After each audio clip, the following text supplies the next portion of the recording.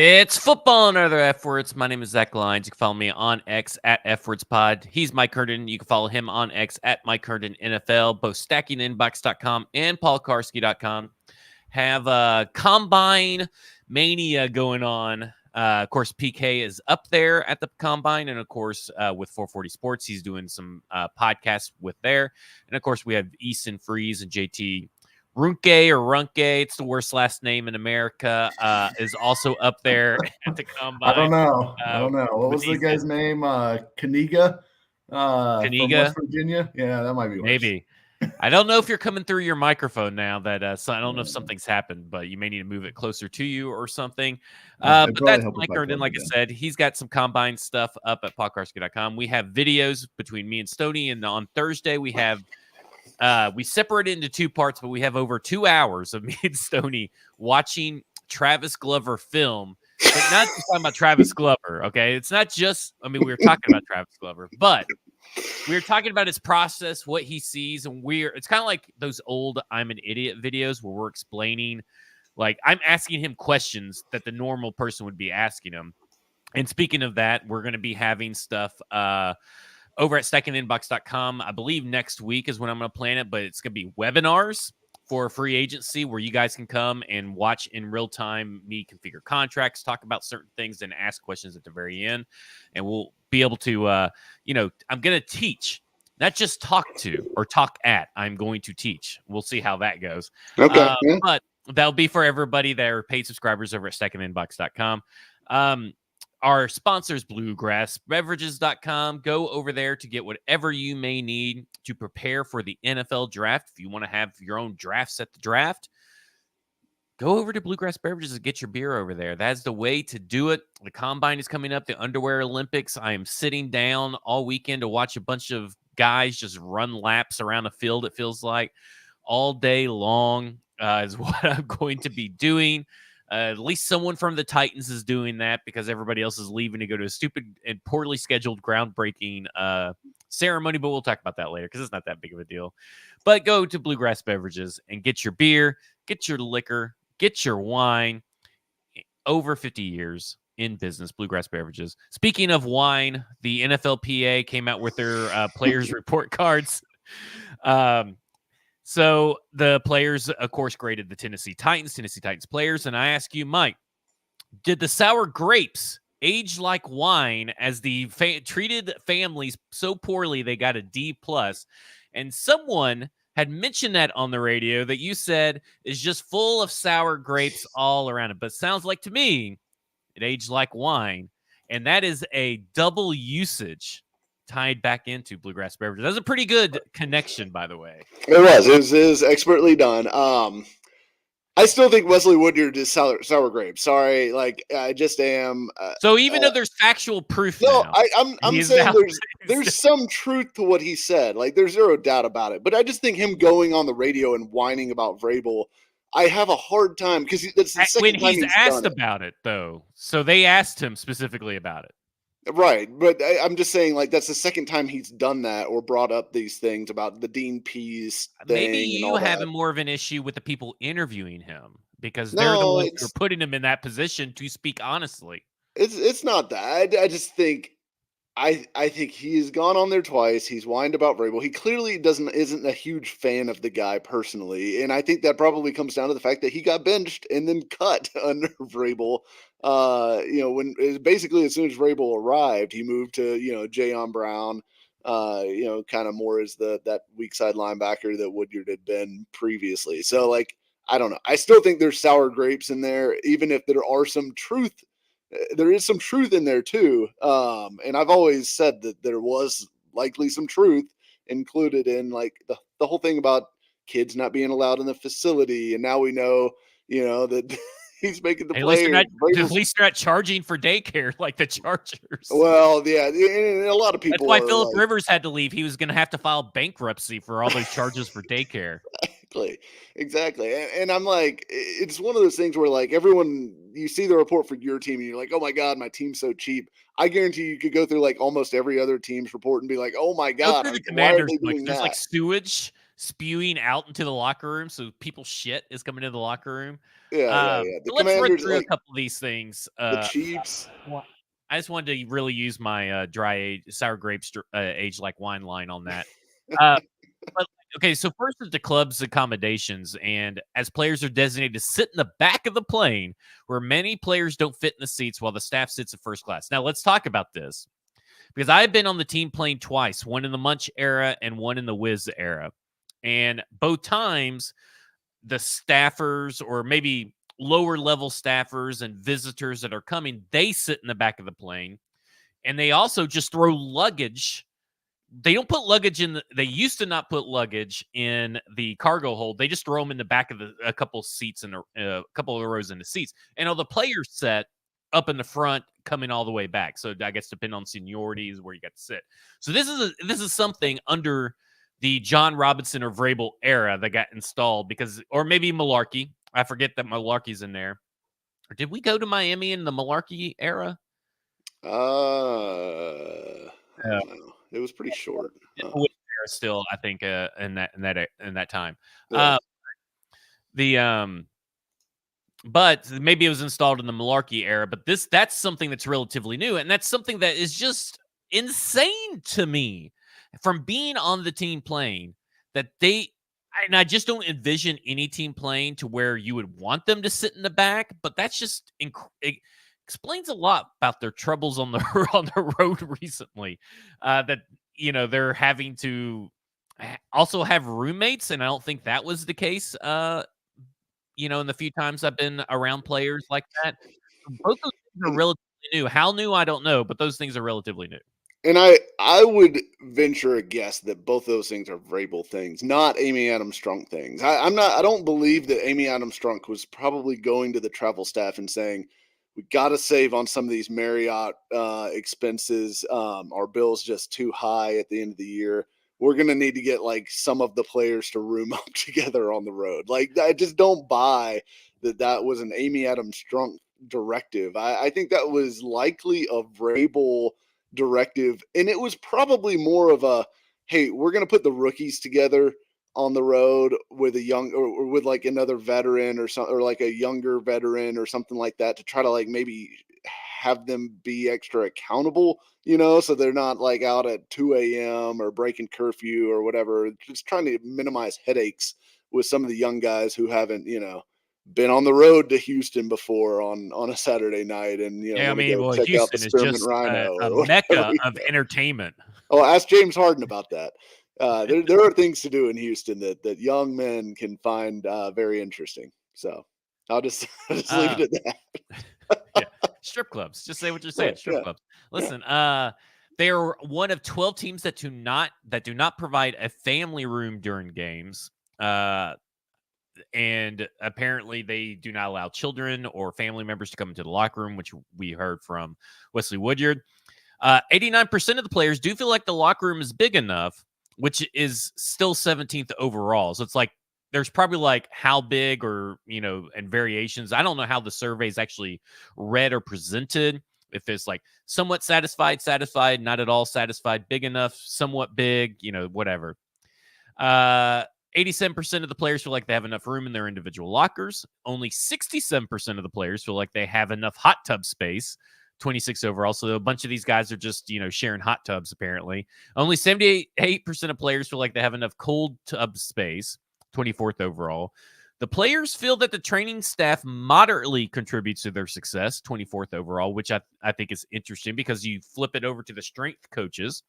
The players feel that the strength coaches significantly contribute to their success. And I believe, if I'm not mistaken, wasn't Frank Piriano the guy that was the head strength and conditioning coach, and he is out of there, even though that they feel that he was, pretty significantly contributed to their success. So that's very, very interesting. Any thoughts on any of those things that I just went through?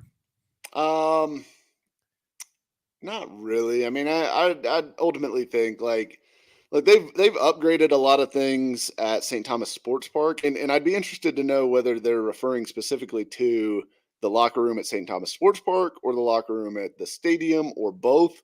I guess would be something I'd really kind of like to see clarification on. Maybe they have more detail in the actual reports that are provided to the team, but I would say that would be interesting if they had an issue with the size or quality of the locker room at St. Thomas Sports Park, because that's almost brand new. I mean, that's like 3 or 4 years old. Whereas I'm not surprised if Nissan Stadium's locker rooms are kind of a dump, like the whole stadium is kind of a dump. Like it's very average, to below average as far as NFL facilities go, but we know that that's not going to last long. So,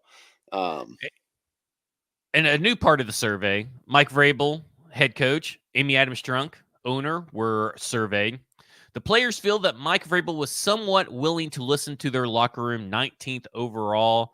He was the 22nd highest rated NFL head coach.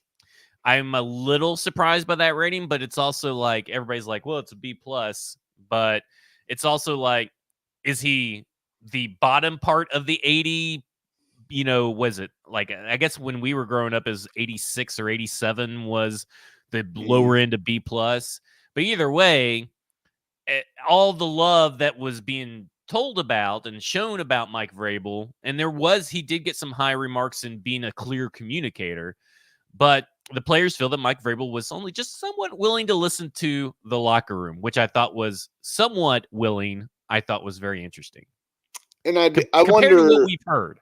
And I wonder what that split is, though, right? Because I bet if you're Derrick Henry, if you're Jeffrey Simmons, he probably feels like he's very willing to listen to you. If you're Teair Tart or like some of these other guys, Monty Rice, he's probably not super willing to listen to what those guys have to say. So I do think that there's probably a split in that, maybe that kind of, because for all of the things I do think Vrabel does well, I 100% understand that he is not a personality that is going to fit for everybody, because he's extremely strong personality. He is going to take the piss out of you, and that's like his way of showing affection. He's got like that old school kind of mentality, which some people love and some people just do not take to at all. And so, yeah, I'm not surprised that there's split opinions on Vrabel. But club owner Amy Adams-Strunk receives a rating of 8.7 out of 10 from Titans players when considering her willingness to invest in the facility. So 15th overall. So there goes back to your original point about how the changes are coming. They just have not arrived fully fleshed out yet. So for those that want to say that the owner is cheap, here you go.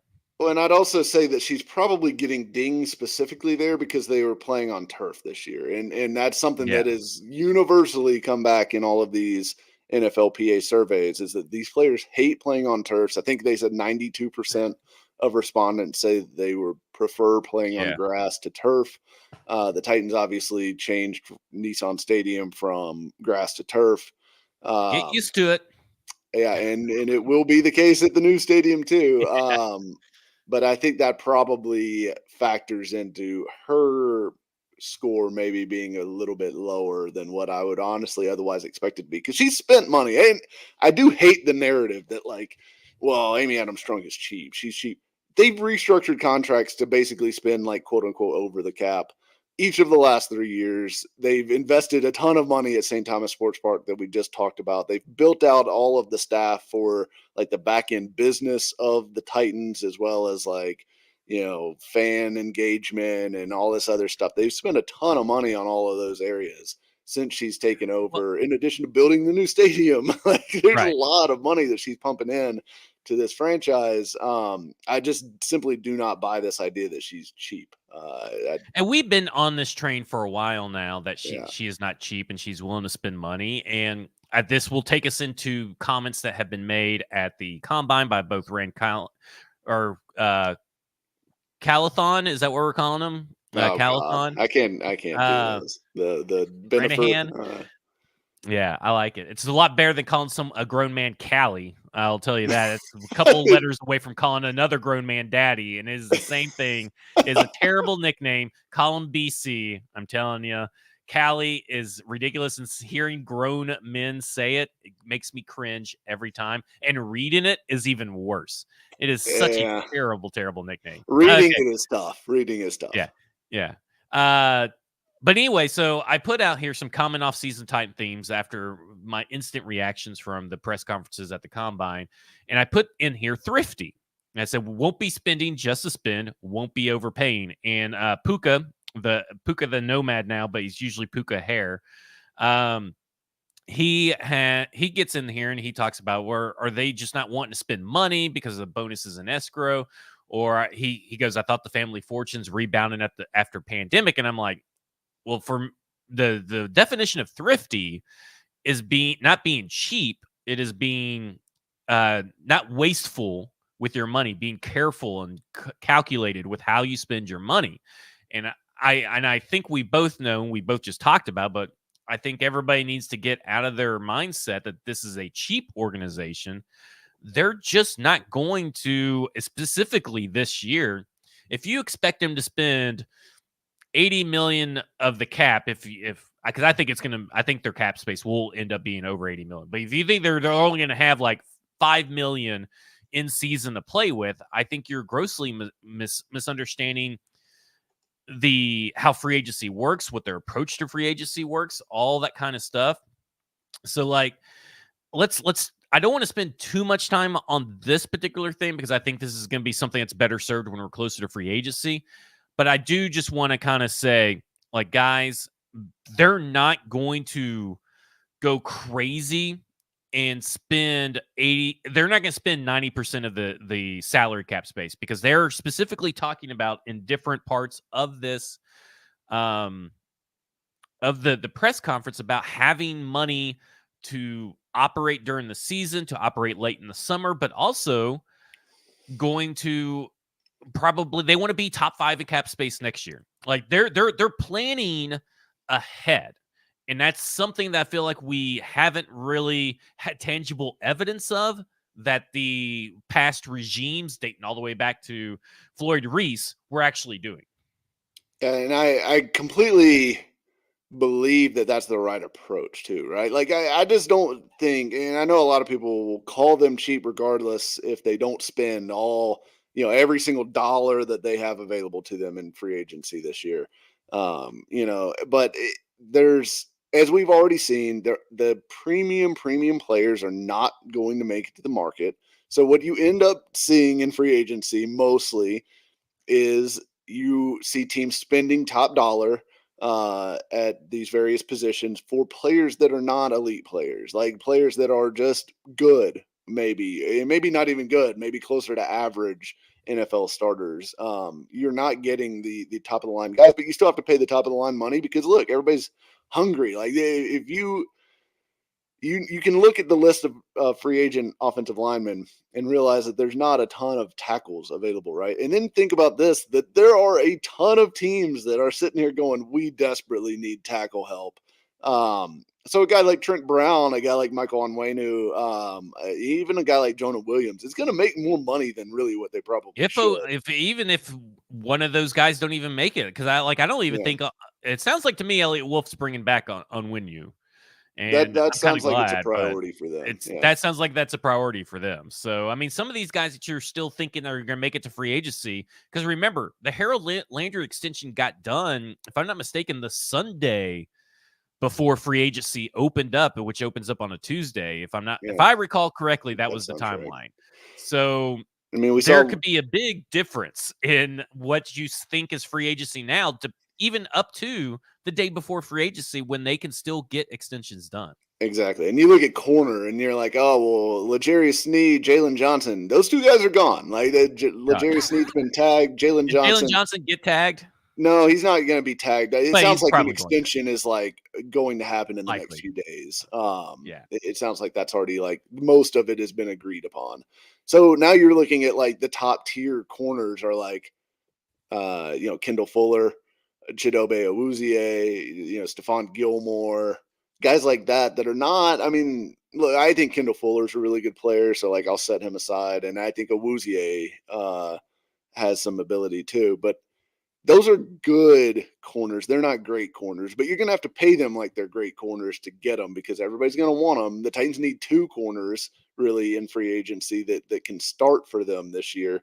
And they're looking to add playmakers on both sides of the ball, which I feel like wide receiver got the bulk of the spotlight yesterday. Yeah. But there's many times where Ran Carthon said, we're looking at playmakers on both sides of the ball, and he's specifically talking about cornerbacks, which we know they desperately need, and wide receivers, which we know. So, like, people really need to start upping the importance of cornerback and put that on their radar outside of just free agency. So just a little aside there. And I do think, getting back to the point about spending, I think they're going to spend reasonably. I don't think they're going to blow the whole, $80 million this year. And it's smart because they're not in a 1 year, we've got to go for the Super Bowl this year kind of window anymore. Like that was the way that things were in 2021, and I thought that was appropriate then because that team was close. And trying to go get a Julio Jones made sense at that point. It doesn't make sense now. Like if you look up and down this roster, like regardless of how optimistic you are about, certain guys on it, this roster is just chock full of holes right now. Like I said in my piece for Paul Karsky last week, paulkarsky.com last week, they've got to find like 12 starters like that are not on the roster. That's right being now. Generous, I feel like. Like a minimum of 12 starters right now. The odds of them hitting because that's going to be draft picks and free agency. The odds of them hitting on 12 guys to the point where like this is a really good roster is like zero. It's just not going to happen. They're going to miss on some guys in free agency. They're going to miss on some guys in the draft. It happens pretty much every year to every team. So I think we have to look at this realistically as this is not a team that's built for 2024. This is a team that's built to improve in 2024. Maybe show some signs of life, see what they've got in Will Levis, see what you've got in Tyjae Spears, that kind of thing. And then you hope that maybe by 2025, 2026, you're ready to contend again. And by that point, you've got some free agent hits that, are under contract. You've got some draft picks coming up that are, young stars, hopefully. There's a difference between building a competitive roster and a contending roster. Right. You could be competitive and not contenders. And I think that's what the Titans are aiming for.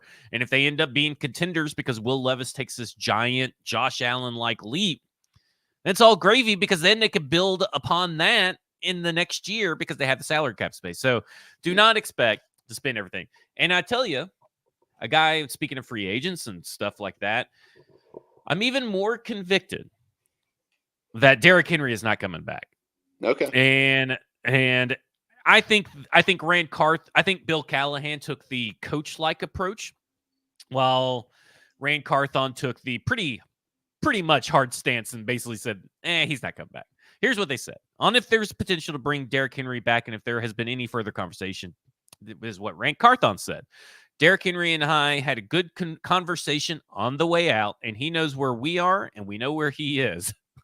Okay. I guess he's in Dallas probably.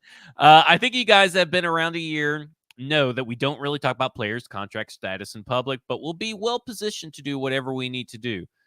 However, when those conversations will need to be had, we'll have them with Derrick and his team. He goes on to say on how much he has to weigh the fan aspect of Derrick Henry decision to the team development aspect. It weighs because I hear that question around town a lot, which we've already heard this story once. People will come, and the first thing they say is, hey, we're not going to lose Derrick Henry, are we? And I think I've probably, in my 12 months on the job, I've gotten more Derrick Henry questions than anything. So I understand that piece of it too. But this is the most important part of this whole thing. But I have a responsibility to build this team long term. And like I said, we'll cross that bridge with Derrick and his team when we get there. Callahan went on to say, yeah, I've reached out to Derrick Henry. I know Justin Otten, J.O., has reached out. See, J.O., great use of a nickname. That's why I like BC. J.O., great use of a nickname.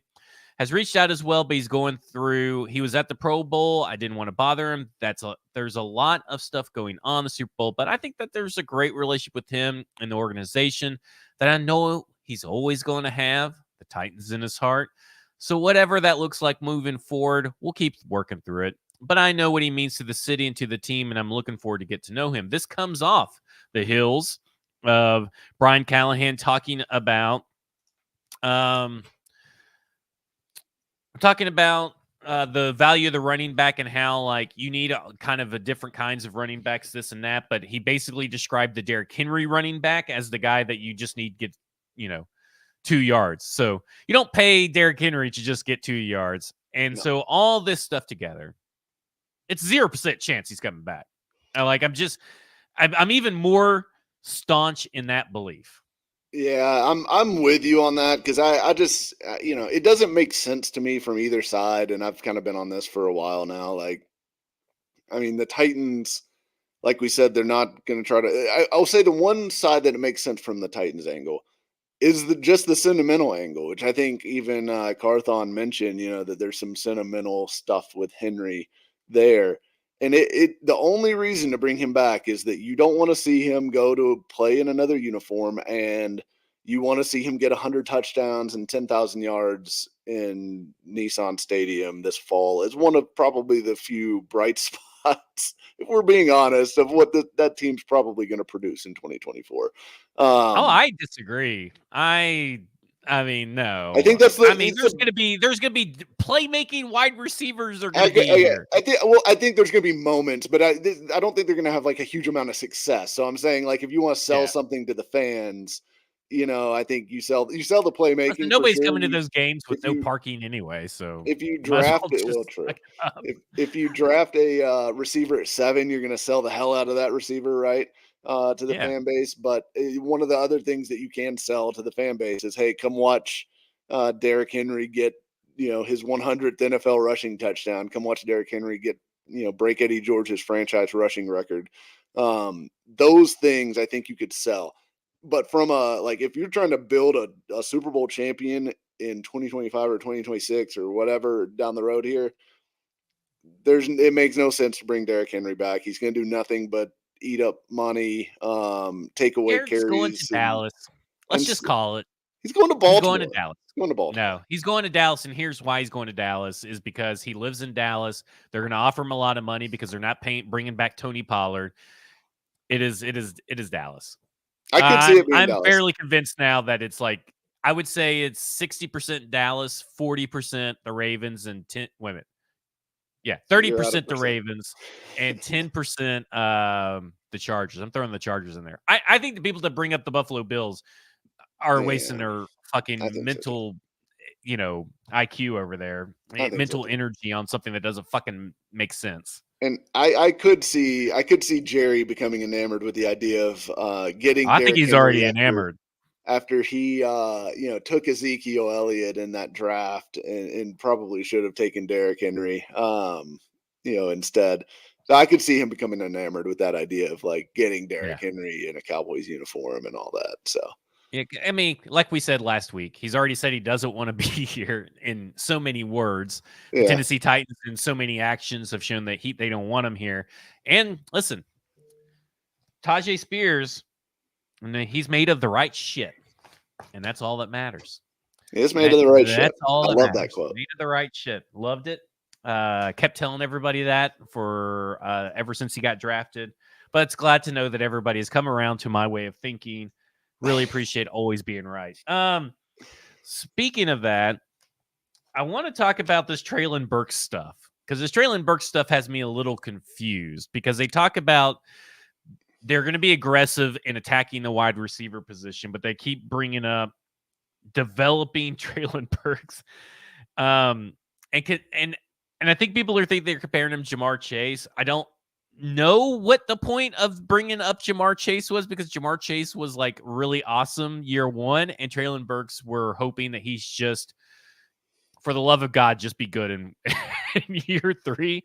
But there was a comment that I want to get your thoughts on throughout all this. So we could talk a little bit about Treylon Burks. I don't think he's really worth a lot of time about when you're talking about the wide receiver position for the Tennessee Titans. But here's this quote from Ramon Foster. Now, this is just the quote that the Ramon Kalen Will show put up on Twitter. So if there's more to the quote, I will be honest. I did not listen to it this morning. I just saw the tweet.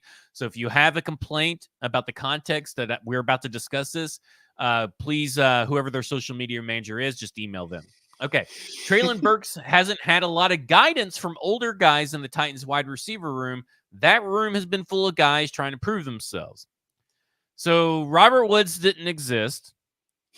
Chris Moore and DeAndre Hopkins don't exist either. Like, where is this idea that there hasn't been at least somewhat of a veteran presence in that room? Because that's also discounting Chris Conley was there at some point, through all that. I get that they're not like great veterans, but they're at least veterans that can do something. I think Woods and Hopkins are all you need. I mean, like both those guys have been super, successful at points in their careers, and are generally considered to be like good locker room guys, right? I mean, I think Hopkins has gotten rave reviews for his presence in the Titans locker room during his time here. So I don't know where the idea that Burks just hasn't had enough, mentorship comes in. Burks just hasn't been healthy for one, and hasn't been productive too. I mean, he just hasn't done it. Look, they have to try to make stuff work with Treylon Burks because look, he's under contract. You can't cut him. You can't have to. Well, unless you can find a luxury partner that they do.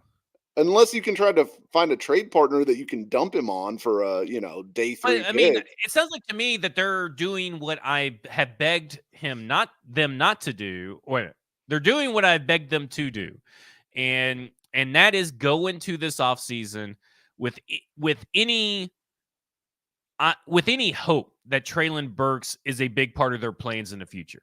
Now, if he turns into something that's different, you're playing with house money. But neither of these guys drafted Treylon Burks. They were not in the room to trade away A.J. Brown. And it sounds like to me they're looking to attack either in this draft and on top of free agency, bringing in 2 to 3 wide receivers on top of DeAndre Hopkins.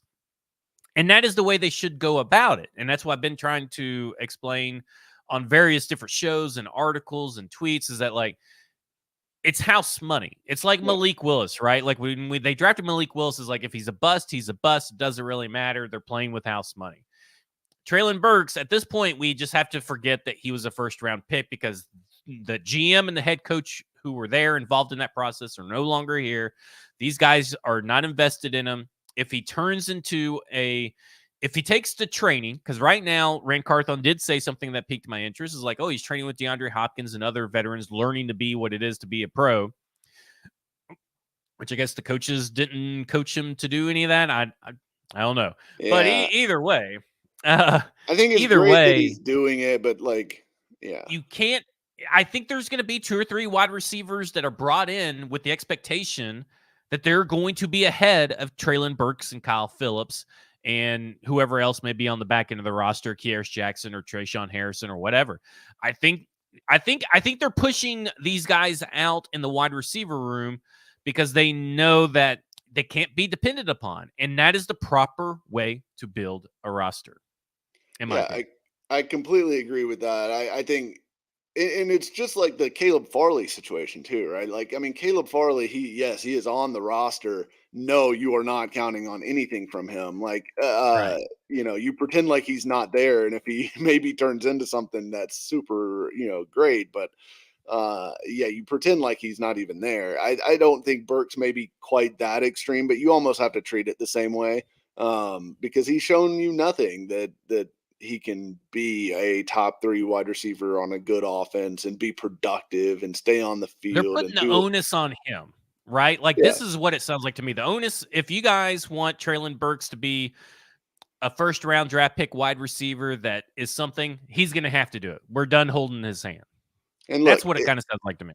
And I also think, and I think they would admit this too, they have to get faster at wide receiver. Like, they just do. And look, 40 times aren't everything, as we'll talk about here momentarily, I'm sure. But if you look at the 40 times for everyone who caught a pass from Will Levis or Ryan Tannehill last year, do you know who the fastest 40 time was that caught a pass from Will Levis or Ryan Tannehill? in 2023. Ooh, and just wide receivers? Pass catchers. Anybody who caught a pass. Chig would probably be the fastest. Chig at 4.52. Yeah.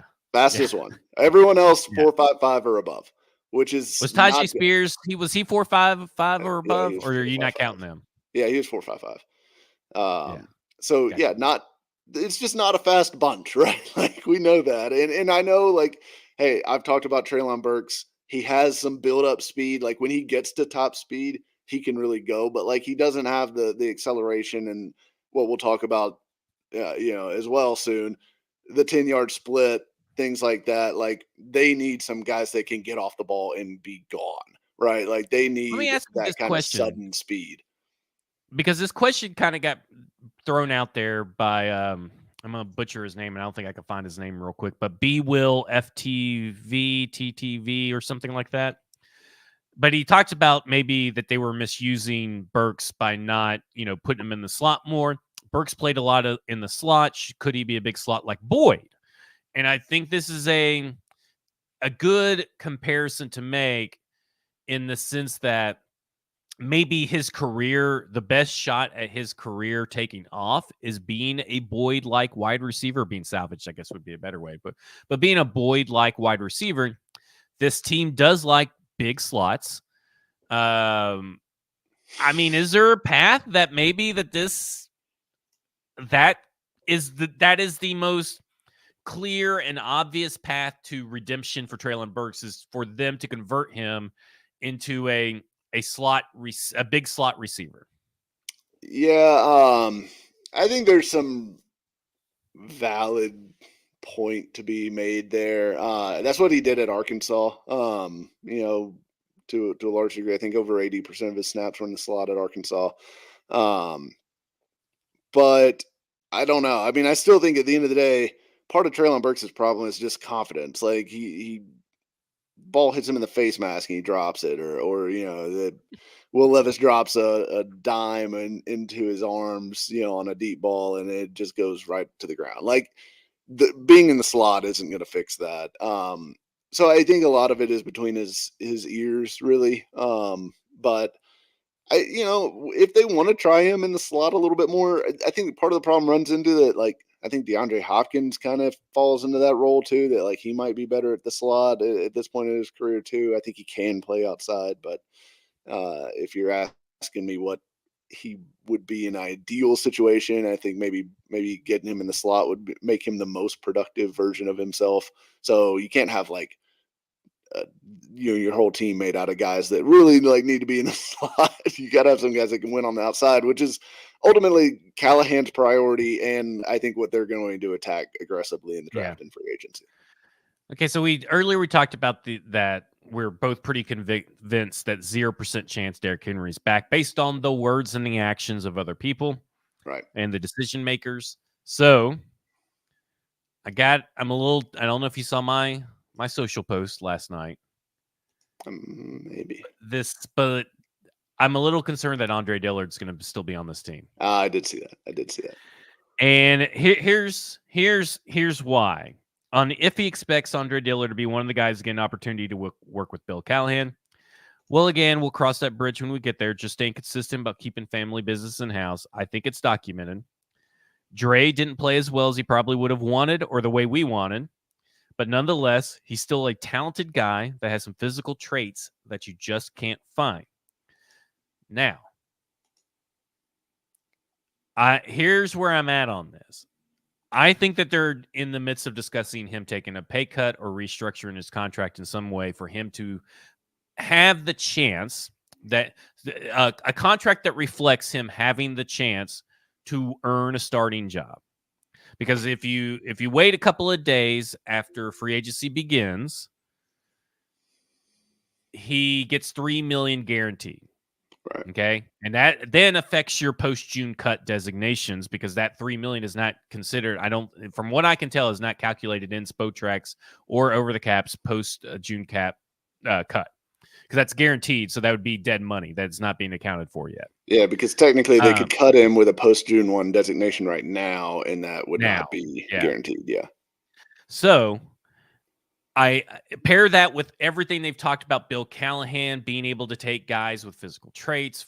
He's a first-round talent. Okay. Now, we know, and because I think there's a difference between Jeff Stoutland got the best out of Andre Dillard, and it was pretty good when he was in Philadelphia. But the problem was that someone came along that was better while he was injured, and he couldn't come back and reclaim that. And he was also cheaper. So they tried to do the smart thing and say, hey, we have this piece. Let's try to trade him. Couldn't trade him. Okay, he'll just hit free agency then. Bill Callahan is probably the only guy that could probably do something with Andre Dillard like Jeff Stoutland. Yeah. And I'm not saying that they're keeping him on to be a starter, but his cap hits have already been factored into all the salary cap numbers you see. I wouldn't be surprised if Bill Callahan came in and said, okay, I need to interview him. I need to talk to him, which is what he's doing this week, right? Yeah. None of the position coaches came to the combine. They're handling their business over at the facilities. I wonder if there is an avenue where, A, they just let the contract ride because Bill Callahan believes in them, but it may not. Maybe they're just willing to pay that much for depth because they're already paying it and they already got the cap space to do other stuff, or if they're restructuring it. But I'm like at 15% chance on all that stuff. Like, I still think 85% chance this guy's not on the roster. But the comments yesterday did not make me more cemented in my feeling about Andre Dillard. Yeah, I'm with you. I that did raise my eyebrow a little bit when. Oh, man, I was hoping you'd say, no, you're an idiot, really Zach. You're overreacting. But I mean, look, as bad as Andre Dillard was, I mean, we're talking about $3 million, I think, in cap savings if they cut him, just like a straight cut, not a post-June 1. I think if you do post-June 1, it's like 6 or 7. They don't need the money necessarily. Now, you could argue that, like, okay, he's not valuable. He's not as valuable as $3 million is, and I would agree with that. But I don't know. I do think that there's a non-zero chance because I think there's also this angle, right? The roster bonus thing does come into effect, but otherwise you could take him into camp, see if he can get anywhere with Bill Callahan working with him. And if he's at the end of camp and you want to cut him, you can still cut him and save money, right? Like, I mean, you can still do that later if you don't want him taking up the roster. Yeah, you can still get $3 million over the summer pretty easy, right? I mean, that's what it boils down to. Yeah, so it's like, do you need the $3 million right now, or is it worth deferring the $3 million to wait and see if he can do anything with him? Because I do agree, like Andre Dillard, just as a professional athlete, is a really good athlete. I mean, he's super athletic. We saw it at times last year, you know, when he'd get out in space on some of those blocks and things like that. And you can see the athleticism and you're like, okay, yeah, there is something there with that stuff. I think he was a mess last season in pass protection, obviously. And that's a technique thing. Very few people weren't a mess at pass protection. Well, that's true. But yeah, he was particularly bad. It was very, very, very bad. And but the bigger thing to me with Andre Dillard, more so than just the technique, which I do think Bill Callahan, look, that's what he's here to do. He's here to help teach the technique and improve it and all that stuff. And I think that's largely something that can be improved for NFL offensive linemen.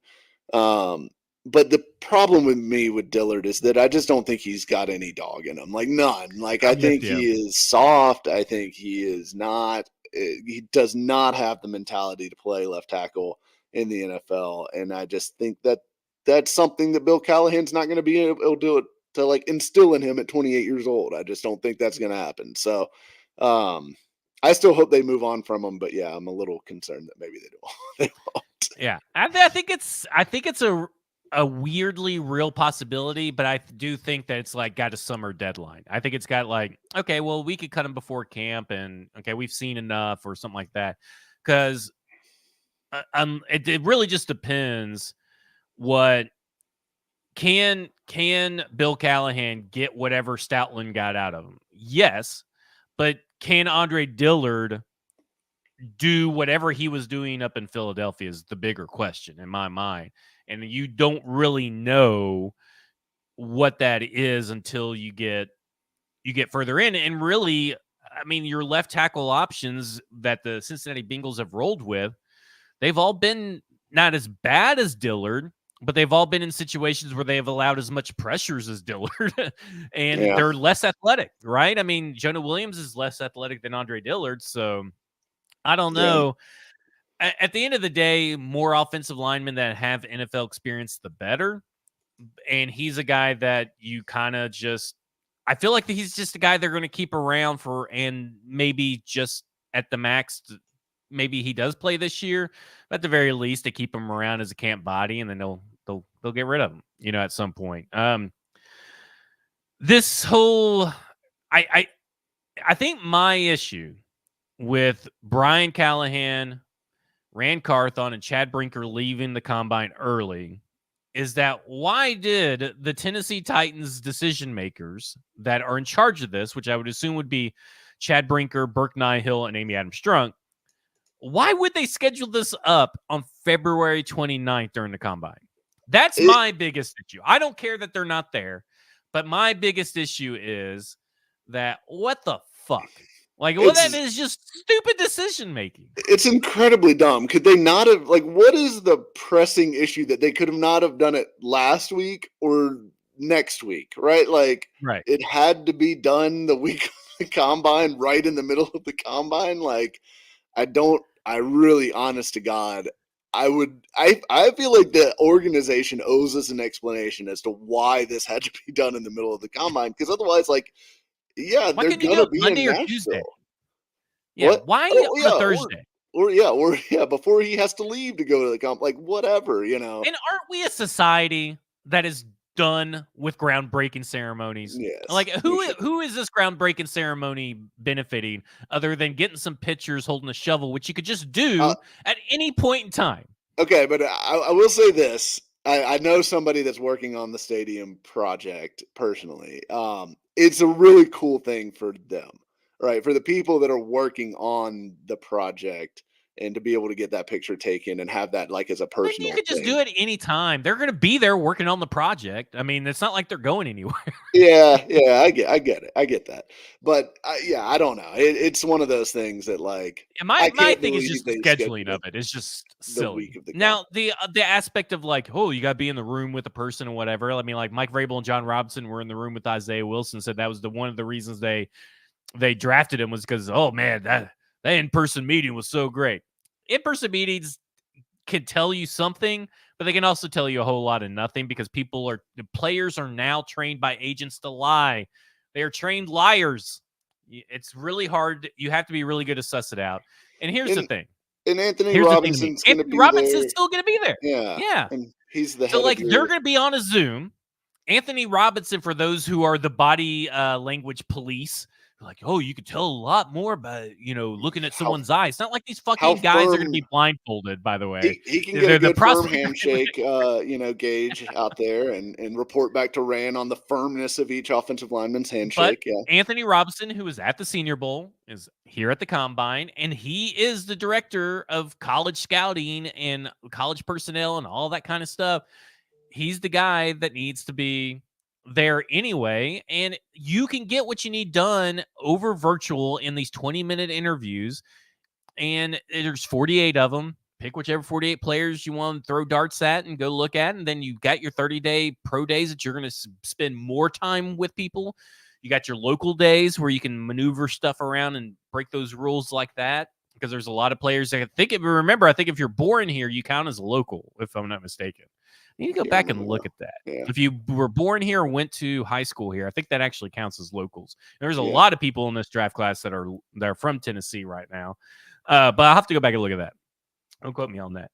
But I think the overarching theme of it all, I don't agree that's a big nothing. But I think it's another baffling decision. It's like when they made the big deal about the big announcement and blah, blah, blah. And it was just like the Nissan naming rights, which everybody knew about a couple of, we got to work on this. Well, I think the scheduling is baffling, but I do think that there's like, I don't know. I feel like it's interesting that he skips the Senior Bowl, which is a big event. And then he skips the combine too. Like, because I kind of thought, well, he's not going to the Senior Bowl because he's going to see these guys in a few weeks at the combine, and he can talk to them then, anyways, and do the round robin thing and get all the like little 15-minute interview sessions like they do at the Senior Bowl, anyways. He can do that at the combine. What's the point of doing it twice in a span of 2 weeks, right? But for him not to be there for either event is a little odd to me. I'm not saying it's a bad thing. Like it may not matter at all. And like we just said, we'll say Robinson's going to be there. You know that they're also kind of not in all these trade discussions that are going to be happening. Yeah. Usually happens here. That's just something. It's not necessarily that he couldn't still being in on trade discussions away, but it is sure a lot easier to do it when you're there because there have been trades that have been done just like because they're next door to each other. Exactly. Just something to put out on your radar, you T. Higgins, L'Jarius Sneed, trade conspiracy theorists. Can we put all that shit away, by the way? Like, this team has no business trading for anyone. They should not be trading picks for any players. They should be trying to offload players for picks, like Treylon Burks, like Malik Willis, like guys that they have no use for anymore. They should be trying to offload them for more picks. They should not be trading any picks for players because that is not the point in the build that they are at. They are in the ground level of rebuilding this thing from the ashes right now. And this is not the time to go send out more draft picks, which is their biggest problem, is that they don't have any young stars on the roster right now, besides possibly these guys they drafted last year that we don't really know for sure about yet. And they need more of those guys. You don't want to send away picks for older players who are like win now guys on a shitty roster. Like, it makes zero sense. So no, the Titans should not trade for him. Insert whatever player you want. Yeah. Here. And Deagle, they literally, I think at the combine you were still meeting people in person, and then everything else after the combine was done in Zoom. So they did actually talk to Isaiah Wilson because Vrabel tells a story about him walking into the room, the meeting room. So I mean, they loved the shit out of Isaiah Wilson's combine interview. Okay, we'll have more time to talk about this particular subject, but percentage chance. Where are you at on number 7 overall pick, where it's offensive lineman, wide receiver, other position, trade back, four options? What's your percentage chances? I'm going to put, I think the most likely options are. Or you can just rank them in order. Let's just do that. Okay. I'll say one, most likely wide receiver. Second most likely trade back. Third most likely offensive line. Fourth most likely anything else. I agree. I'm in full lockstep there. 6 teams will submit a proposal to push the NFL trade deadline back 2 weeks. Early returns are owners and GMs are split on it. Tanking is a concern, but they're talking about pushing it back from week 8 to week 10. I'm all for it. What about you? Yeah, I'm for it. I mean, teams aren't going to tank in the NFL. It's just not a thing that can really happen. I mean, if the team's not going to trade away their starting quarterback and like their entire offensive line, or anything like that. I mean, you might get a couple more trades. It's a good thing to get more trades, I think. Yeah. Okay. There was one other thing. Oh, I want to talk about your. Let me pull up your article here. I got it right here. Okay. I want to talk about just some of the names that you have on, because I want to give away everything. But wide receiver, tell the people I'm a 10-yard split guy and a shuttle guy, vertical and broad. Yeah. I'm everything but the actual 40-yard dash, bench press, and 20-yard split. I think the 10-yard split's more important than the 20-yard split. Where are you at? What is the 2 things that people need to be looking at coming from the combine? So I think it varies by position. For wide receiver. For wide receiver, I would say 10-yard split to me is the biggest thing. And then, I would go probably vertical jump after that. PFF did a really good study, which I linked in my piece, that actually ran like regression analysis on the different combine measurables versus their WAR data, wins above replacement player. And they came up with the most correlated for receivers being hand size, which I thought was interesting. Makes sense. A little bit of sense. 10-yard split, arm length, and vertical jump. So yeah, those are statistically the most correlated. And 40-yard dash doesn't really matter. Now, in a 40-yard dash, I think people talk about it mostly because that's the number that most people know, like what's a good 40 time. I think all these other drills, the people are less familiar with what good times actually are, so they just don't get discussed as much. Because if you say someone ran a 4.24 40, everyone knows what that means. That guy's fast as shit, versus like if I say, oh man, that guy had a 1.55 10-yard split, nobody really knows, like, is that good? Is that bad? Is that the average? Which, by the way, it's like average.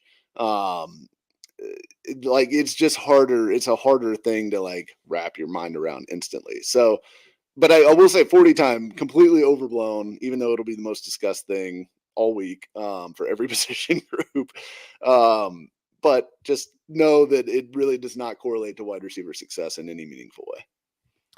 Troy Franklin, Malachi Corley, Ryan Flournoy, guys that we have all talked about in various podcasts and tweets and stuff. But a guy that his name keeps popping up, who doesn't have the production that you're looking for, but he has the size and the athleticism, and he's a day 3 pick. Where on day 3, I think the combine will determine. But Bub Means, wide receiver out of Pitt. Where are you at on taking he's got a better career than Racey McMath, but a guy that is big, tall, and athletic who doesn't have production? Like, is that the best use of a draft pick?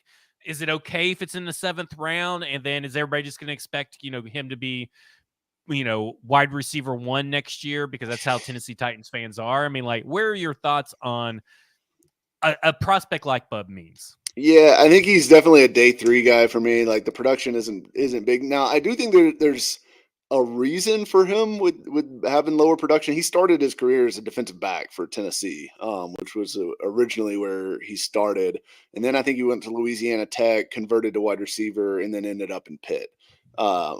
Pitt, I think he had like 700 yards and like 4 or 5 touchdowns last year. So it wasn't like terrible production, but also not like, oh, wow, obviously elite, focal point of the offense kind of guy. So I think he's worth a flyer. Although, if I'm being honest, I'm trying to remember the last guy that was like a big size speed freak dude that didn't have college production who panned out as a wide receiver at the pro level. And I can't put a finger on a guy that fits that profile. I feel like pretty much every receiver that hits at the NFL level produced in college. So I don't mind him as like a dart throw kind of guy in the late rounds, but yeah, I'm not super high on him being like a immediate contributor or even like a long-term success. I was very surprised to see PFF study. I'm not surprised that it had bench press 40 time and vertical jump, because obviously arm size, being that their arm size is typically longer than most positions, that it is it's a big distance, right? You got your wingspan in your arms. It's a big distance going up and down and keeping that on there. And of course the pounds, and it shows your strength, being able to push back on a player. Yeah. But the 40 time vertical jump, not too surprised, but I am surprised that the 20-yard shuttle did not make it into the top 3. Little surprised by that, because Josh Norris is a big proponent and has data that backs up that it is a pretty important thing. Now, I don't know where it was on the length, but I was on the list, but I was very surprised that it did make top 3. It was actually, believe it or not, it was actually negatively correlated. The short shuttle was. Well, you have the Josh Norris here, 20-yard shuttle right here. I just scrolled down. Yeah, on the for interior offensive lineman. Yeah, his list deal there. Is it only interior offensive lineman? Yeah, it is for specifically interior offensive linemen on that specific list, where he has gone back, and I think this was a tweet from last year, so this doesn't have. No, he had Andre Dillard on there. Oh, did he? Oh, maybe it's all offensive linemen then. Okay, so all it is. Abraham Lucas is on there too. Okay, So any offensive lineman, but I guess generally tribute those measurables more so to the interior guys than the tackles. Although I think it matters for both. I just think for an interior offensive lineman, if you're doing a really like quick short shuttle, I'm very interested. So he went back and did a study. I think his number was since 2010, 28 offensive linemen recording a 4.47 or quicker short shuttle. 24 were drafted. Those 24 went on to start 84% of their NFL games. And these are all over different rounds. And he's got some late round guys like Charles Leno, who has turned out to be a big time find in the 7th round, who was one of these guys off of this list. He kind of calls it like a money ball kind of approach for offensive line play anyway. So I think there's some interesting things like that are well worth keeping an eye on this weekend as we start to get combine data out. But yeah, and I think RAS matters at like certain positions. Like I think RAS matters a lot for offensive tackles. I think it matters a lot. I think it matters a lot for this regime and decision makers based on the information I've gathered and looked at the data. RAS is super important for cornerbacks, and that's the next thing I want to talk to, because you have Cam Hart on here, and other guys, Max Melton for me, Quinyon Mitchell, Nate Wiggins. Those are both guys that are going to test out of this world. But RAS, vertical jump, I agree. 10-yard splits, I agree. Weight, I agree. All those things I value more than 40-yard dash, and I think all those things. The weight is weird for these positions, because when you do a standard deviation on weight and try to see how much it correlates, it doesn't really work out. But you look at it and you're like, well, you can't be too fat and you can't be too light at certain positions. Now, there are exceptions to every rule. Emmanuel Forbes would be an exception last year for the weight. Devontae Smith for the wide receiver. But for the most part, you can't be both of those things. Yeah. But I am with you. I am so excited to see what Cam Hart does. He was so impressive at the Senior Bowl. I really like his tape, but I am ready to see what he does athletically. I think him, Jarvis Brownlee Jr., and Max Melton are guys that Tennessee Titans fans should fall in love with. Those are like, Max Melton is probably my draft crush, but I don't think he's going to be on the Tennessee Titans. But he is a guy that his interviews and his tape and the way that he interacts on the field when nobody is watching, it's fucking amazing. I really love me some Max Melton, but I just wanted to point that out. You have edge rusher on here, and I think we've talked about edge rusher over the years because it always feels like a need, so I kind of want to just skip over it. But name some prospects that maybe you didn't name or that were on the outside looking in when you were making this list. Give me your 3 guys that you did not write about here in your piece. 3 guys. Just for the edge rushers? No, any position. You can go kicker if you want to. Let me think. The linebacker, I'm blanking on his name now, from North Carolina State. Was it Peyton Wilson? Peyton Wilson, that's right. He's going to test like insane. I'm 100% confident of that. Inside linebacker is one of those things where like it's a massive need for the Titans currently. Although it's not a position of like huge value, and I think that the free agent class is pretty good for that group. So I think he's going to end up going too early for the Titans to really look at taking him, because unless they trade back and accumulate some extra day 2 picks or something along those lines, which entirely possible. But Peyton Wilson is one that I'm interested to see test. Braylon Allen from Wisconsin is a guy I'm interested to see test. I mean, like, huge running back. Interested to see where he's at athletically. He's not a guy I'm necessarily expecting to blow it out of the water for the combine, but I am intrigued to see where that falls. And then another one, let's see. Let me think. Because so many guys are not testing. I don't know. What's your list? Give me a few of yours while I think about it. I'm interested to see what T'Vondre Sweat weighs, and if he doesn't weigh, I'm highly interested in his reasoning behind that. Because right now, I don't take it for what it's worth, but he is falling in mock drafts. He's like there in the 4th round. I'm like, yeah, I'll fucking take me some T'Vondre Sweat in the 4th round. Are you guys insane? But I'm very interested in seeing that whole situation scenario play out, because it's like the opposite of Bryce Young, right? Like Bryce Young didn't weigh or whatever, and everybody was like all upset, and now you got like, you know, a guy that could weigh as much as 5 Bryce Young's not weighing. It's very interesting because he didn't weigh at the Senior Bowl either. Interested to see what Troy Fautanu, his measurements, his athletic ability. Yeah. Greg Cosell was a big proponent of Troy Fautanu. I'm still learning his name. And also Talisa Fuaga. I'm interested to see how fast a guy that size can move. And again, for what it's worth, Greg Cosell today, I caught him on the radio on Buck's show, and he said he's a guy that I would not hesitate putting at left tackle. Just something to consider when you're thinking about trade back scenarios. Fuaga could be a guy that this team could and should fall in love with.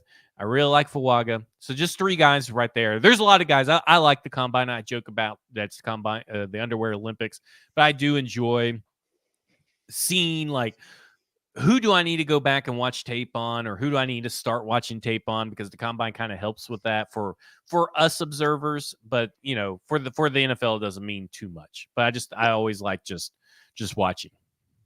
And I did mention Fuaga in my piece. He had he measured at the Senior Bowl 33 3/8 arms, which is not great. Not necessarily disqualifying, but certainly sub-average for starting offensive tackles. So like, I think his tape is probably good enough that you still say, okay, he can probably play left tackle. But I'll say this: if he does not test well at the combine and the athleticism is just kind of and he's got short arms, then I think he's going to start to get more into the guard conversation, because some people. I will say this: Patrick Paul stand up, by the way, as well. We started the thing. There's a bunch of people talking about Patrick Paul, and if he tests really well, because he's got the size, if he tests really well, that's a guy to keep your eye on too. Yeah, and I'll throw another Longhorn at you, Christian Jones. Great measurables, really improved over the course of his time at Texas. He didn't start playing football until he was, I think, 17 years old. He was a soccer player growing up, believe it or not, for a guy that's now like, I think, 6'6", 330, with like 36-inch arms. I mean, the guy is or 35-inch arms. The guy's a freak. And he could test really well too. He's a good athlete, so I'll be very interested to see where he comes in, because he's going to be a guy. Him and Kingsley, is it Suamatea from BYU? Those 2 guys are guys that like I kind of have my eye on. If the Titans do not go tackle in the 1st round, I think those are day 2 kind of guys. I think Christian Jones may be more of a 3rd, 4th round kind of borderline, based on most mock drafts right now. But he's a guy that could work himself into like firm day 2 territory, I think, with a strong testing showing at the combine. So I don't know if Braden's still watching, but he may be mad that we're running a little over. But I have a question I just have to ask, okay? All right. Because I thought this was interesting, because we're all about evolving mindsets, talking through new theories, new concepts and everything. And Greg Cosell apparently is a guy that does that a lot. And I wouldn't know, because he said Derrick Henry's not an outside zone runner, which I will always lord over his head as being one of the stupidest things I've ever heard an analyst say. Yeah. But he said something I thought was very interesting, and it's a discussion I'm going to be asking a lot of people. I'm going to ask you, I'm going to ask Stoney, going to ask Braden, probably a few others, about your thoughts on this. Because we have talked about that right tackle is about as 90% as important as left tackle. Yeah. I think we both have agreed with that. But he said in this instance that because it is so important as right tackle at this point, because of guys like TJ Watt, he said someone else lined up over on that other side. I don't think it was Myles Garrett, but he also said someone else lined up over Crosby. Crosby lines up. Yeah, I think it was Max Crosby. That there is the only delineation between a player who could play right tackle and a player who could play left tackle. The only delineation or difference between the 2 players is that one protects the blind side.